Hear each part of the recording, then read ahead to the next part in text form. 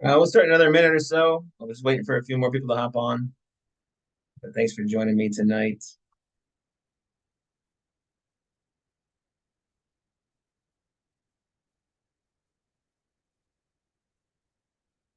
People still jumping on, so give me a minute and we will get started.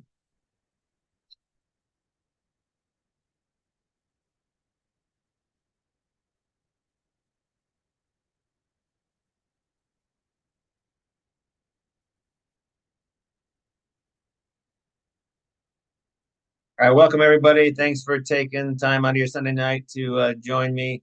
My name is Dan Rothard. If you don't know me already, I run Top Student Athlete Recruiting.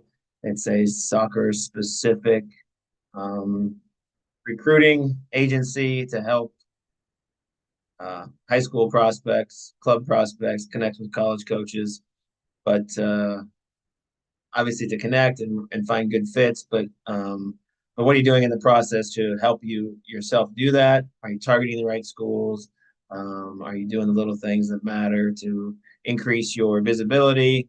Um, and there's whole lot of other nuances to this whole process. And as I mentioned in my webinar last week, or a couple 2 weeks ago, a lot of things are changing with rules within NCAA and number of scholarships, number of roster spots. It's getting harder and harder to be recruited, and actually, the level of all divisions of college soccer is getting better, and it was already good. So I'm going to say, I'm excited to talk tonight about how to target the right fit opportunities um, for you athletically, academically, socially, and financially. And there's a lot of different pieces to the puzzle, right? And for me, it's fun to target schools and give kids ideas of schools that could be good fits based on their ability level, which is a really hard thing to self-assess. And ability level is obviously subjective, so some coaches may think you're perfect for them, while another coach might not like you, and the team that doesn't like you is not as good as the team that likes you. I've seen it. I've seen top ranked teams like a kid, and lower level teams not like the same kid, but each coach has their own ideas of what they're looking for, and that's a big part of it. Academically, making sure it's the right fit there is obviously the most important part of the college. The kids might not always think that, but the parents do, and you will eventually. Socially, how's the right fit there? Is the right location? Is the right size school? Does it have the right offerings that way? And what's around you? And then financially, obviously, is an important one. Can you afford it? And we'll talk about all these things. Typically, when I work with a family, one of the first questions I ask them is, what's most important to you? Rank these four things: athletically, academically, socially, financially, in order. I'll have the student athlete rank them in order. What's most important to them, and then I'll have the parents do it. And typically, the kid says athletics first, then academics, then social and financial. And then the parents usually come back and say academics might be first or financial, and then athletics and then social. That's pretty much how it works. So the parents care more about the academic and the social. The student athlete usually cares more about the athletics. Sometimes the academics combination, but less about the financial because they're probably usually it's the parents paying for it, right? So, but doing this thing, targeting the right schools is a challenge. I do it with my own son in my own house. We spend the day working on this. He's a senior. He's got some choices. He's trying to get a few more stretch opportunities, I'll call them. And then he's going to start narrowing things down. He's been on a few visits, but we're really getting down to the nitty gritty of how much is the school going to cost? Is it the right fit athletically? Is it the right fit academically, socially? All these different types of things are playing into it. Um, for those that don't know me, I was a college coach for 24 years, and I've been doing this for about five. So I've got 30 years of recruiting experience. I started this about 5 years ago after a great run of success as a college coach and administrator at the college level. I oversaw recruiting for an entire athletic department. So I know the ins and outs of this thing. So let's start with athletic considerations, right? Athletic priority. Um, too many prospects overshoot it. A lot of kids come into me the first time, and I want to go to Clemson, number one team in the country. Um, you know, they don't even play for a top level club. They don't know much better about the system, but that's what they've heard of. They've heard of Clemson. They've seen them on TV. They played in the national championship last year. They play on ESPN once in a while. They know they have a good soccer program. They don't know much about the system, so they just throw out the name. Um, and they know the name brand schools, the schools whose kids wear sweatshirts around, and those types of things. Um, you need to dive deep into this to know if you can play at that level. Are you good enough to play at that level?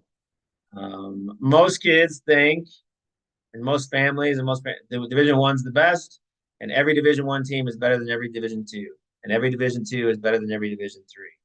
And it's not like the European leagues where there's relegation and promotion, where if you're a Division Two team and you do well, you move up to Division One and those types of things. It's a philosophy the school has taken and choice that school has made to be a certain division. They're going to stay in that division forever, or unless they decide to change, which happens once in a while. But it's a massive undertaking to change, and it's philosophical based on scholarships, based on the overall experience of the kid, and based on how much money they're going to invest into athletics. Now, that's not to say some Division threes don't invest tons of money in athletics, and some Division ones do a pretty poor job of it. But there's some intricacies there. The right way to look at this is there's a lot of overlap. There's a lot of the best of the best is still the top level Division ones, right? That's the truth. All right, but there's a lot of overlap back here. There's Division two teams that can beat Division ones.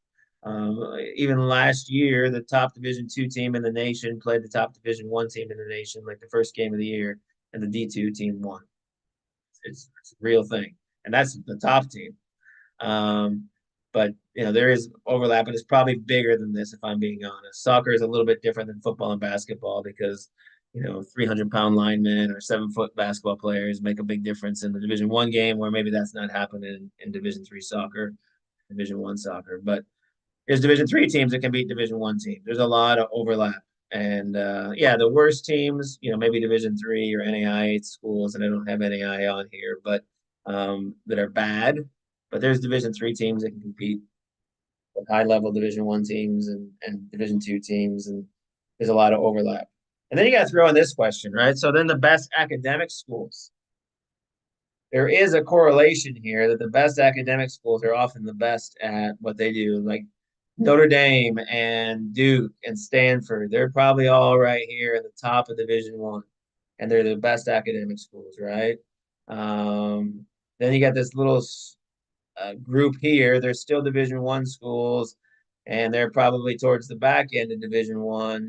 You're looking at Patriot League schools like Bucknell and Lehigh and um, Lafayette, and the Ivy Leagues, Penn and Harvard and Yale.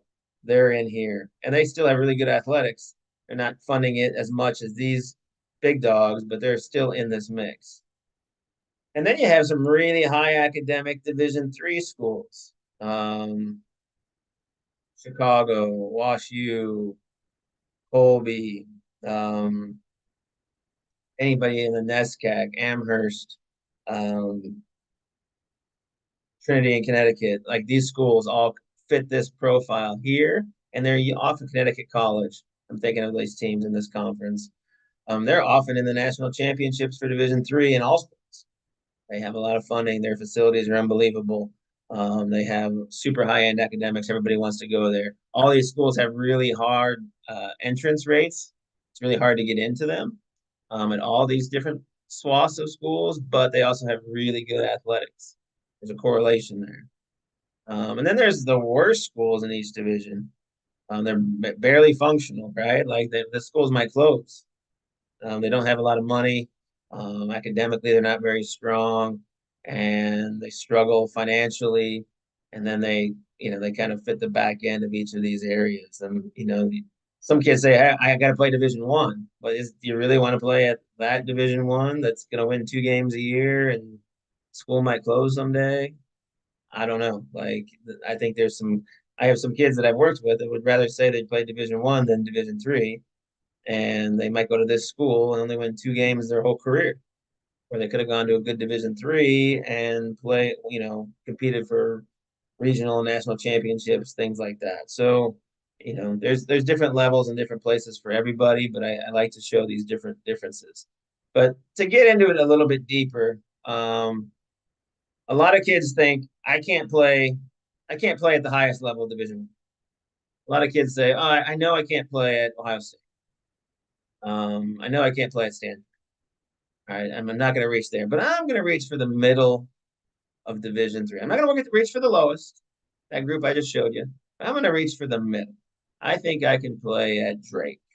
I think I can play at um, Bowling Green. These types of schools. They throw this list of schools together. So then I say, give me a list of schools you want to go to, and they throw me 30 what I call mid-major schools, mid-level Division 1 schools.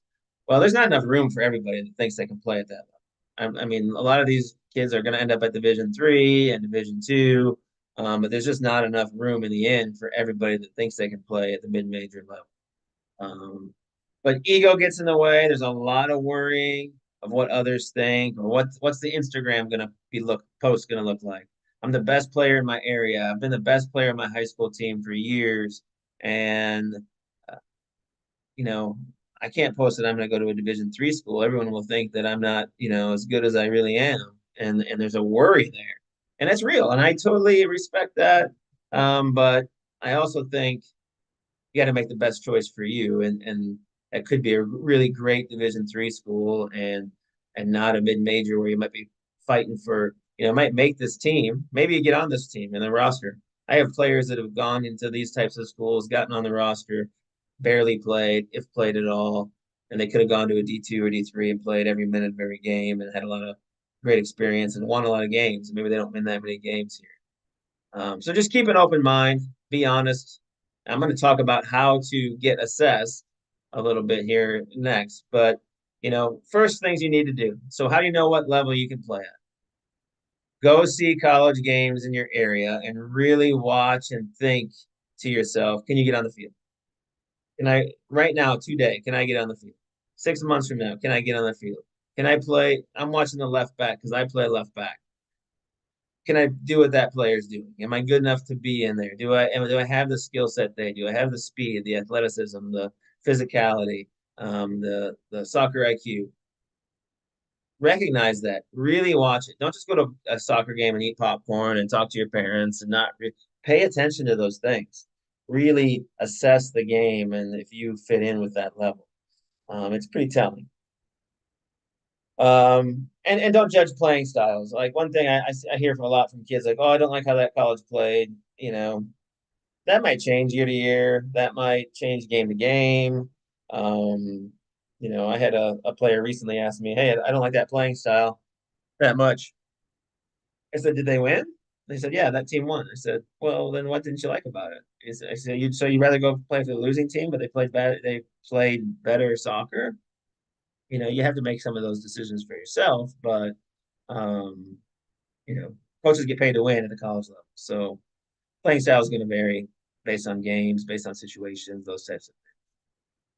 So another thing you can do is if you have a coach in your club or high school that knows, and I say if you have a coach, not every coach on your staff is going to know the levels of playing college. Some of them were involved in college a long time ago. Maybe they played college, but it was 30 years ago. Maybe they don't know what the level is anymore. It's changed a lot. You can ask them if they're comfortable helping you and assessing what level you might be able to target. But you need to, if you do that, you need to be ready for the truth. Because a coach, I don't know who your coaches are. Some coaches are really good at telling you the truth, and they're going to be upfront with you and say, "Hey, yeah, you're going to play at a low level Division 3, and that's about all you can do, and you got to be ready for that." Some other coaches might throw fluff at you, and either A, they don't know, or B, they don't want to hurt your feelings. A lot of high school and club coaches don't want to hurt your feelings. I don't know if a ton of them know the levels, but they also want you to They don't want to put it on themselves to, hey, I made that decision for that kid and told them they weren't good enough or those types of things. But ask them. A lot of them are really good. I'm not trying to bash coaches. I think a lot of them are really good. You just have to ask if they're comfortable doing it and if they'll give you a truthful, honest opinion of level of play. Um, don't trust an ID camp evaluation. I see these all the time. I went to this ID camp, this exact ID camp, and they gave me this evaluation first. I don't like those camps, but that's a different story altogether. I'm going to talk about ID camps a different time. But they'll give you, hey, what's their chances of being successful in college? And they rate, 90%, 95%. I'm like, 95% on this thing says you should be a top Division I athlete. Like they're going to give you a good report. They want you to come back to the camp the next year. They want you to keep spending money at their camps, those types of things. And it's a feel good thing.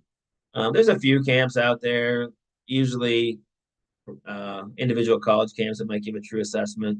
But for the most part, I don't trust those camp evaluations.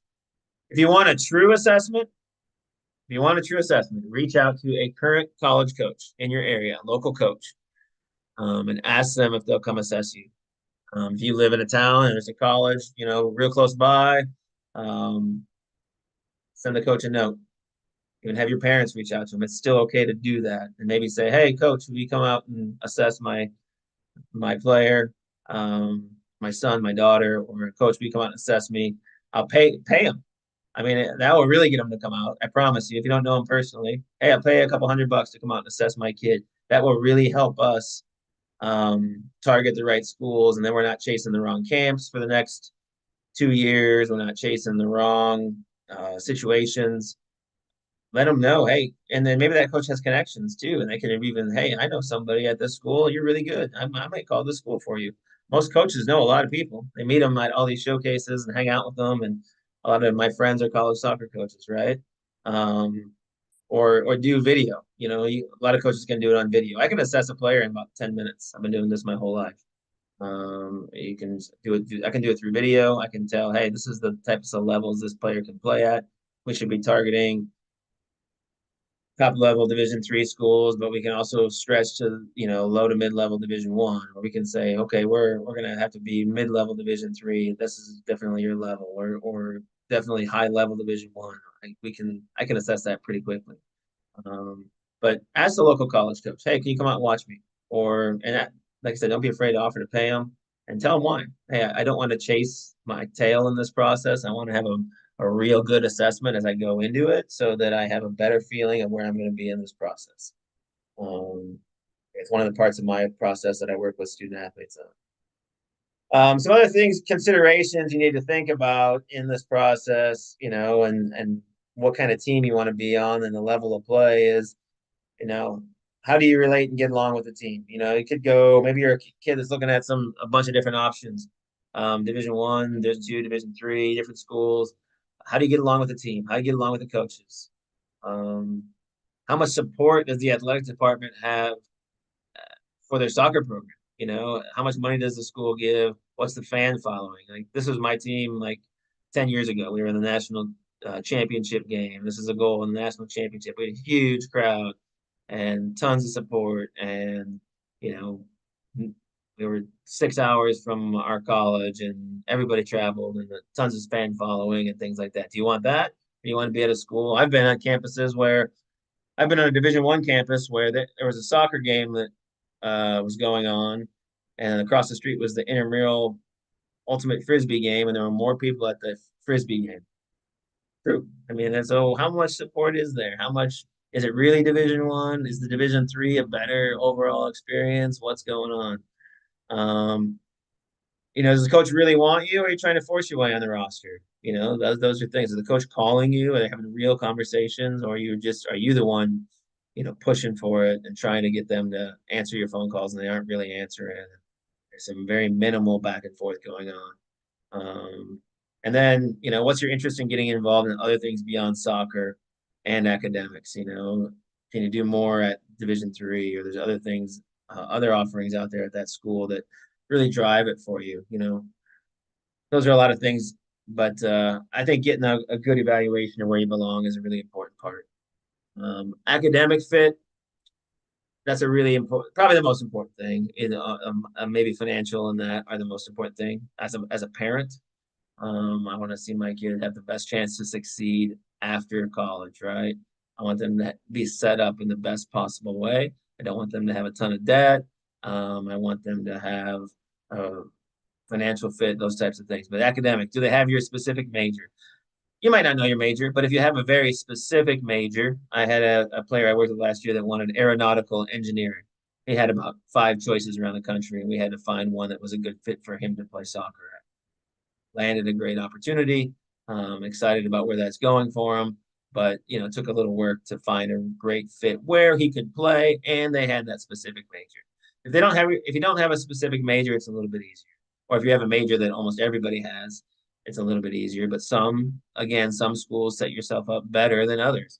If you want to be go work for Goldman Sachs and in the business world, you getting a degree at certain business schools like uh, Penn or Michigan, things like that, set you up a little better than other places.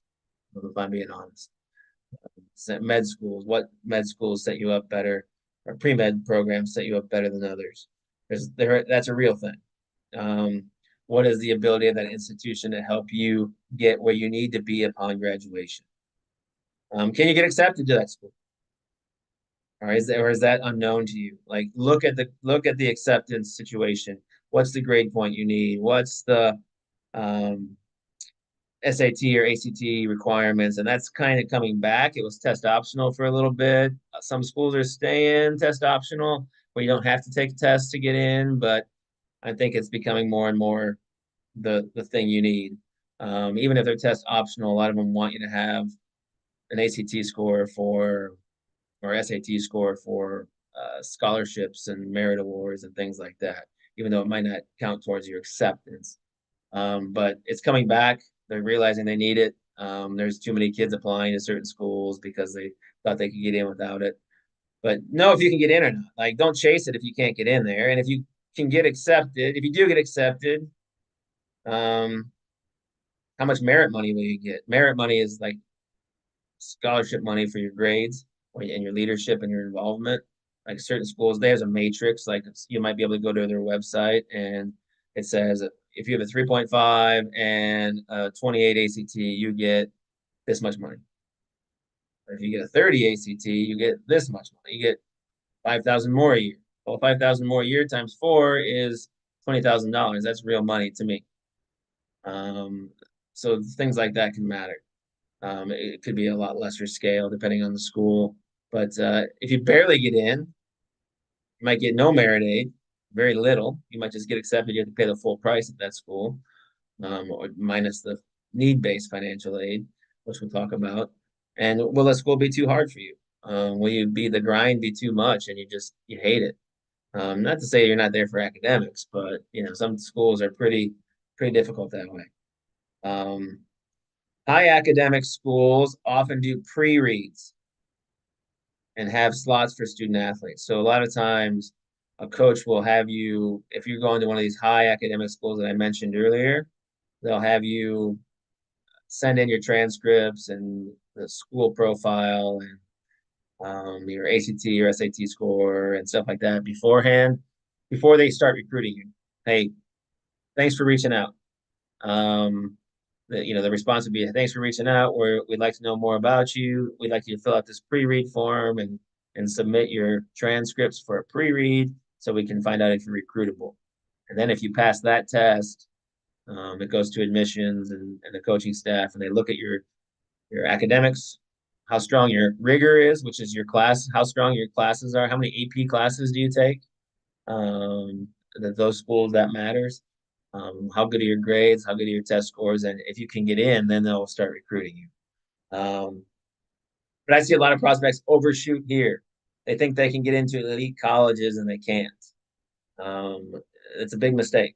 If you start targeting those schools, and that's the only schools you're going to target, because again, you want to wear the sweatshirt, or you think you can get in there, and that's kind of the schools that your family has gone to, but you're not going to get in. Coaches aren't going to waste their time on you.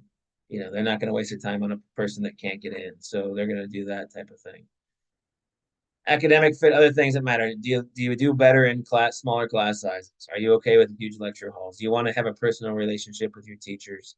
What's the internship opportunities? Do you have, is it easy to get internships? Do you have an internship center that does a great job of personalizing it with you? Or is it a big campus and you're kind of on your own to do it?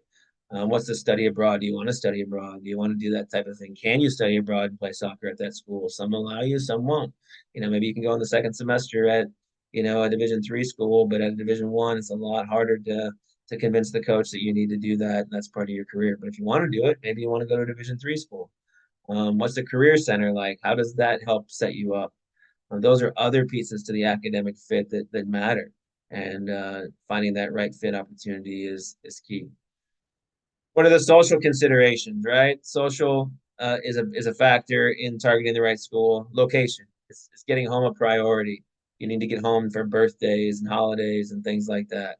Are your parents being able to come watch you play? Is that something you want? You want to stay within 3 or 4 hours of home, and your parents can come to games on a regular basis. Those types of things. Would you rather be in a city or out? Are you okay being in a rural environment or was it suburban environment okay?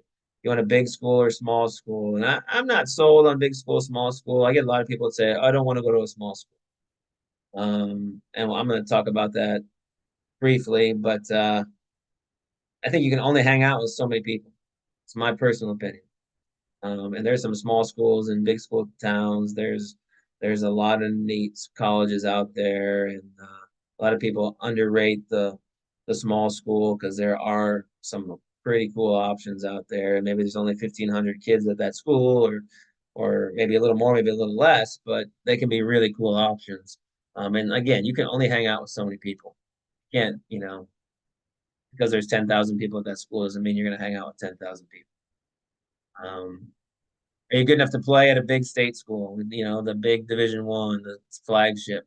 What are the alternatives? Maybe there's a state school that um, isn't the flagship. I live in Dubuque, Iowa. In Wisconsin, there's University of Wisconsin, but then there's University of Wisconsin Platteville, which is 6,000 students, and they have it's Division 3, and you can go for a really good price, better than University of Wisconsin. It's a state school price. There's University of Wisconsin Eau Claire. There's University of Wisconsin Whitewater. I could go on and on. In New York, there's the same thing. In some other states, there's some of these same uh, D2s or D3 state schools that could be good options. But those things are there. There's alternatives potentially. What's the social free time things to do in your area? Do you want to go out in the mountains? You need to be near, skiing? Do you need to be near the beach? Do you need to be near your grandparents? Like those are things that matter. Um, you got family in that area, all that kind of stuff. Um, Too many students rule out small schools because they just never heard of them. They're worried about what the sweatshirt's going to say. They're worried about what the Instagram posts. Again, you're the best player in your area. Everyone thought you were going to go big time, and all of a sudden you're saying you're going to go to the small Division 3 school that they never heard of. They're like, what? You don't want to have to. You're nervous about what their people are going to think. Don't do that. Like, be comfortable about it, and be proud of the opportunities that you do have. Um, I mentioned it. You can only hang out with so many people, and usually you hang out with your peer group, your teammates, your classmates, other student athletes. So at these small colleges, you can have just an amazing experience. And no, is it a suitcase college? Maybe it's 10,000 students. I mean, 5,000 go home on the weekends, or there's just commuters. Is it a commuter school? Or kids just, you're in a big city. Sometimes they're commuter schools. They might say they have 10,000 students, but only 2,000 live on campus, and the other 8 just come from home every day and they go back home, and you never really get to hang out with them. So there's some social considerations. And then what are financial considerations, right? This is probably the big one we're going to talk about tonight. But there's different kinds of aid. Need-based aid is based on the FAFSA and the CSS profile. FAFSA, you've probably all heard of. It's the federal financial aid forms. It's supposed to come out in October. The last year it was delayed. It's going to be delayed again this year until December. But for the class of 2025, and then everyone that's in college, and it's based on your tax return. How much money does your family have? How much money does your family make? and how much can you afford to go to college, and then they give you a number back that's going to cost you to go to that school. Um, they come back with what's called an SAI number. From that SAI number, they determine it's student, basically your estimated family contribution, and how much of that from that, if your family can afford this much, then they give you a package based on that. We're going to talk more about that in a minute. Merit aid is how much money you're going to get for your grades being good. So grades matter. Freshman year grades matter. If we have any young people on here, ninth grade, freshman year matters. I've seen a lot of kids who had a bad freshman year, and now that's eliminated some merit money later on, or maybe not getting into certain schools later on, because you have to have great 4 years. You have to be the best of the best to get those. But merit awards, each school, most schools give merit award. Not every school, but they give you some money. You know, you see these high price private schools. The top end may not give a lot of merit money. Your Harvards, they're not giving merit money out because they have a waiting list at the door of kids that want to go there, so they don't need to. But a lot of these schools, um, small private schools, they'll give you money right up front for your grades. Athletic scholarships, you know, that's a changing thing right now. We don't know how many soccer is going to have going forward. It looks like right now they're going to have roster limits of 28 at Division One. They might be able to give up to 28 scholarships if a school can afford that. I don't think anyone's given 28 scholarships, not even the Power Four, but I do think there might be some changes in scholarshiping. But overall, not many soccer players are going to college for free. Most are getting a combination of these kinds of aids of some sort, need-based aid, merit aid, athletic scholarship aid, and they're still paying a decent amount of money. I'll talk about that momentarily. And then there's public versus private colleges, in-state versus out-of-state. So first off, public colleges, if you're looking in-state, you're going to get a better deal. Your state funds it for people from your state. So usually the price tag for an in-state tuition, you see that online, is pretty good. It's usually lower than most places. And then there's out-of-state tuition. And it can be, if you're looking at a school out of state, it can be through the roof. And they try, you know, they're going to make you pay. And you're not going to get any merit money to cover that. I just did this with my son today, and we looked at a school in Colorado, just to check it out, see how much it would be. And it was like 4 times as much as any other school we're looking at because there's no financial aid for an out-of-state student to go there.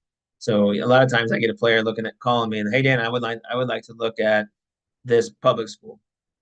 I had a player the other day. I want to look at Bowling Green State. Well, that's in Ohio. Okay, so let's think about that. You're from Illinois and you want to go to Ohio. So the coach, if they sometimes the coach can give you in-state tuition, but probably not. So they're weaving together some scholarships, but you're out of state. It might cost you a ton of money to go there.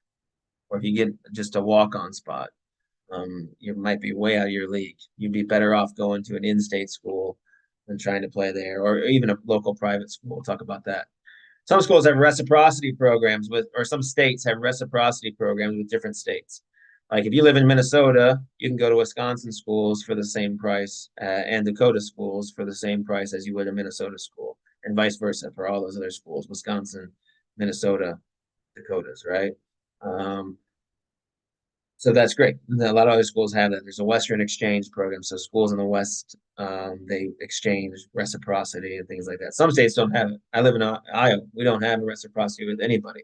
However, there are in-state grant programs, special programs, that allow you to do some of that stuff. Like I know there's certain schools in Minnesota that, and Missouri and the Dakotas that needs in Wisconsin that need students. And they have a deal with anyone from Iowa that wants to go to those schools can go for in-state tuition. Not all of them, but like I'll name them: Bemidji State and UW Stout and Missouri Southern and some of these places, South Dakota School of Mines, and some of these places. You can go there for an in-state tuition if you're from Iowa. Pretty good deal, but you got to know those insider secrets before you start looking into it. So state public schools and versus private, right? Some people say, oh, private schools are so expensive. They are. The price tag can be way high, but they might give you a ton of merit money off the top, and in the end, it might be equal or better. And some private options are becoming better values than state schools because some states are cutting off funding to education, right? And that's the nature of it. And so sometimes looking at privates, even though the price tag, the initial price tag at a state school is 25,000 and the private school is 45,000 or 50,000 or maybe way more than that, you might get a better deal at the private school. So don't rule that out right away. And we'll talk about how to do that. Um, Public school, though, it's usually pretty clear what the cost is going to be up front. You're going to know that up front. The cost of attendance plus on their website, they usually have a merit matrix. Like if you're a 3.5 and a 25 ACT, you're going to get this much money off, $2,000 off, and you know what the cost is going to be. Private schools often unclear what the final cost will be until very late in the process or after you fall in love with the place. I see a lot of heartbreak. I've seen some kids, hey, I really fell in love with this school. I wanted to go there. I committed there. And then they got their financial aid and they're like, whoa, that's way more than I expected to pay. I can't do that. I gotta change. I gotta make a change of my decision. I've seen that happen more than once, plenty of times in my career as a coach, and then plenty of times doing this. Try to help them know that before they get into too deep. Uh, State flagship schools or other state options. Like I said, like in some states have state public schools that aren't the flagship, that are Division 2 or Division 3, and they could be really good options for a player if they can't play at the big Division 1 school, and you can go for a state school price. I have those special programs we talked about to help drive enrollment. What about junior college, funded by states and local areas and counties and things like that? It can be great options to go for a year or two, save a ton of money, and then go on to a higher division because you got better. I just had a couple players that I work with commit to some JUCOs, and they're only going to pay $1,000 a year. That's all in, and it's pretty cool facilities, brand new school, great campus life, um, pretty neat opportunity, and they're going to pay $1,000 a year. That's the best price I've seen in a long time of a kid going to college, and they're going to go play at that place and have a good couple of years, and then probably go Division 2 or Division 1 after that. So how do you know how much it might cost? First, again, there's the FAFSA. That's the federal aid forms that we talked about. Basically you can take your taxes. So it's on the prior year. So my son's a 2025 grad. He's a senior in high school. He'll go to college next year in the fall of 2025. So it's off of our taxes from last year, the 2023 taxes. So when you're when you're starting to think about college, the less income you're showing and assets you're showing in the prior year, you're going to have a better financial aid outcome. Unless you have make tons of money. But if you're kind of uh, a middle class, middle income, you might want to consider, where your assets are. If you want to talk more about that, I'd be happy to help. But I'm not the pure expert on it. But I do that with my own kids, right? So 2023, my taxes are being used. We'll fill out the FAFSA in December when it opens. It's usually in October, and then we'll get a SAI number, an estimated family contribution, how much federal government thinks we can pay for college. This will allow us to get federal financial aid potentially if we qualify, if you qualify for federal financial aid, but it also allows you to get school grants.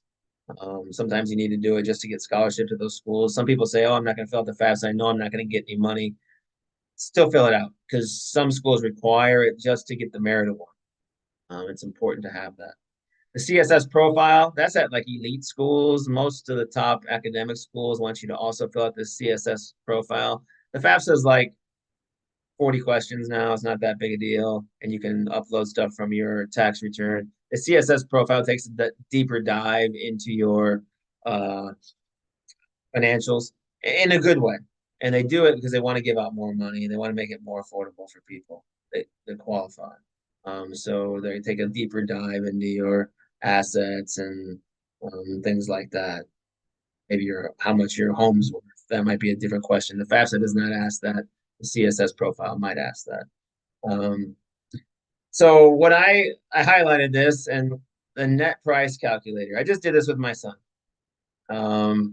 We did the net price calculator on the website of about probably 15 schools that he's narrowed it down to, maybe less than that, but to see what based on what our FAFSA stuff's going to look like. I already have my 2023 tax return, so basically ask you the same questions, and I'm going to go ahead and fill out the form, and you can actually do it once you enter it once. You can just it has your stuff, and you can it just does it automatically for the next school. You just say yes, like, hey, do you want to use your saved information? You say yes, and it just kicks you the number. So at this school, it's going to cost this much money to go to. And it's a funny thing, right? So we did 15 schools. My son's a pretty good academic kid, probably Division III athlete, maybe high level academic. And we range from 4,000 a year, in aid. So that's not much, right? Like they're not giving us anything. I should say it the other way, to a ton of money to some schools.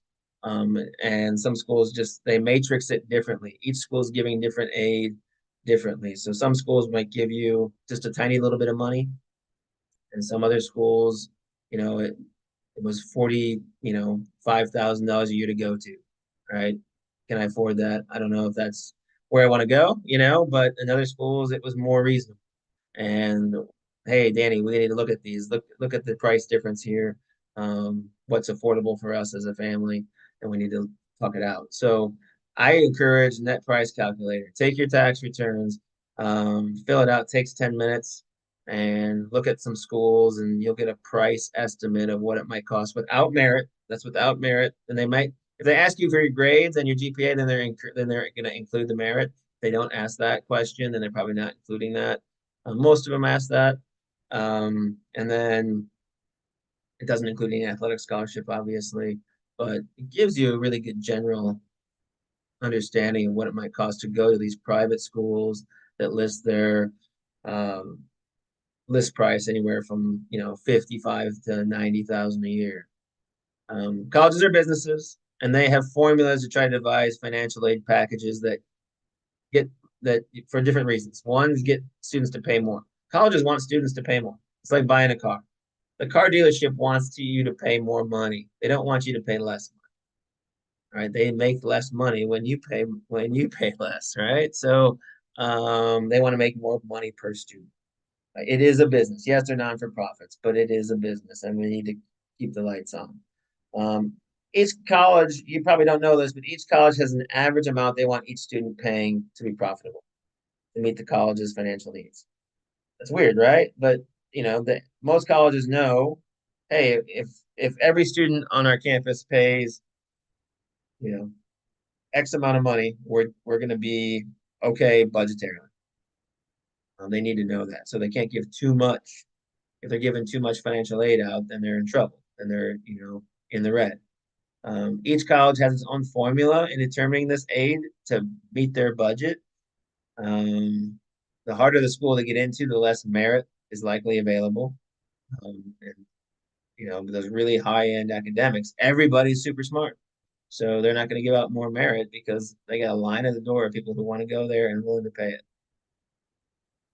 What is need blind versus need aware? Now, this is a kind of a unique situation, but if you're looking at really high-end academic schools, they might be need blind, which means they don't want to know anything about your financials before they decide if you're getting accepted and those types of things. But there are some schools out there that need to know if you can pay for college before they accept you.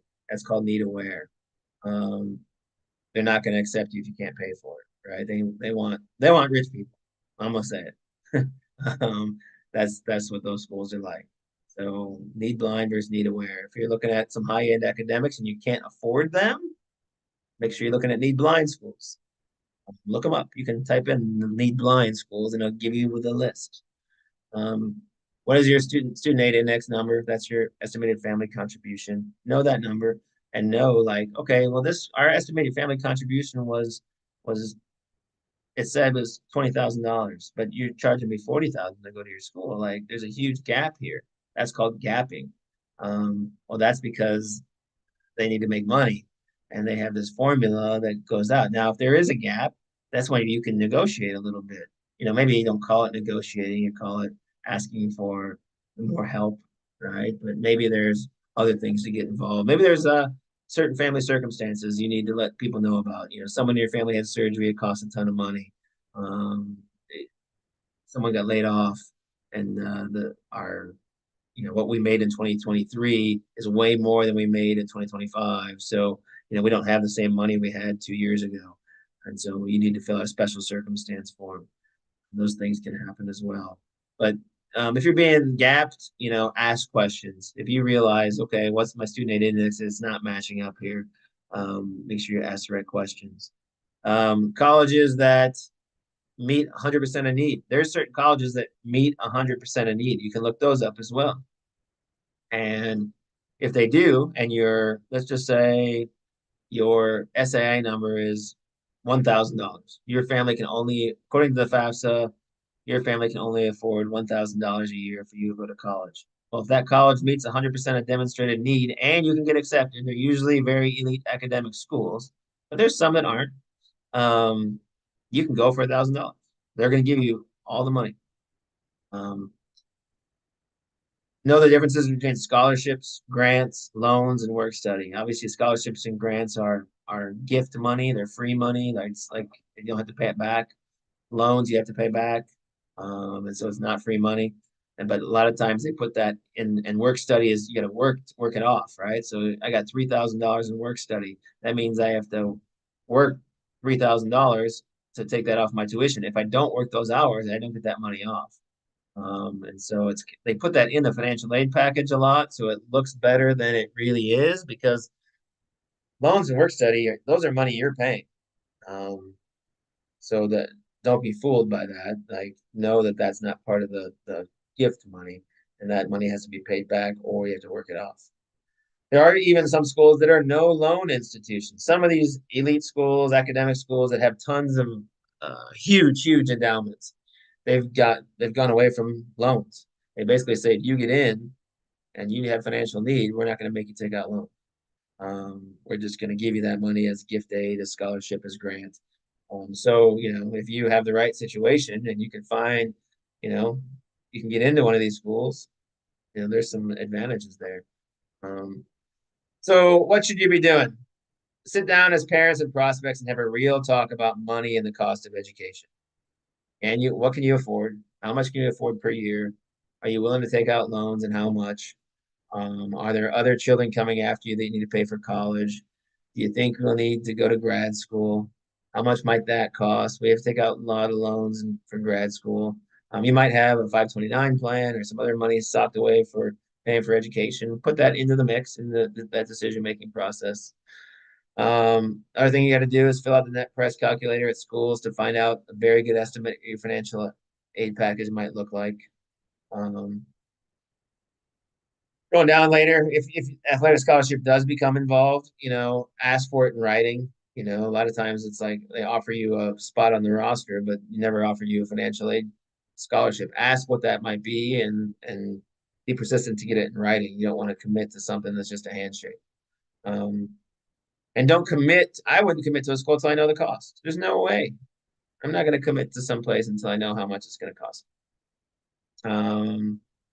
It is okay for parents to get involved with conversations with the coach and financial aid office when this time comes.